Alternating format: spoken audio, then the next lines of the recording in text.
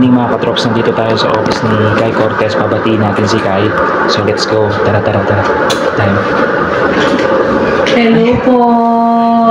Yan na po, si Kai. So good afternoon po.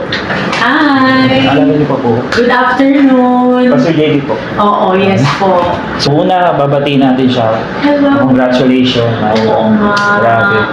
So, Thank you so much for your prayers po and support. Ako. At sa pag-post sa akin, ako na ano pa ako sa viewers mo.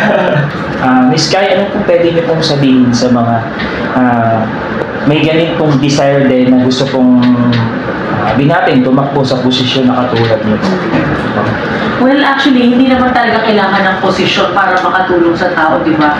Actually, yung ginagawa niyo nga ako na pagdadasal para sa mga tao, sa pagsispread ng good news, ay isang malaking tulong na para sa mga tao to uplift their spirits, at di ba, mas tumibay ang loob nila at relationship sa Panginoon.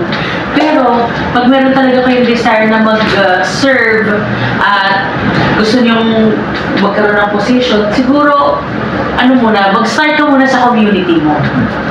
Yan, mag-start ka muna sa community mo, makita mo kung ano yung mga pangangailangan, para alam mo kung ano yung i-goal mo. Kumari ako, nag-counselor ako because passionate po talaga ako tulungan ng mga women and children na abused at kailangan ng boses. So, yun talaga yung goal ko, kaya ako inilaban ang pwestong ito. So muli, samahan natin si Kai sa ganito pong po, yung hadikain niya po sa mga babaihan, sa mga bata. So yun yung binigay sa kanya ng Lord sa puso niya para po dito sa bayan ng Taytay. Kaya naniniwala po kami na pagtutulungan ko ng Panginoon. Thank you po. So pwede po bang shoutout po kay Miss Janet Butor? Janet Butor. Yung aking pong fiancé. Ay, daray.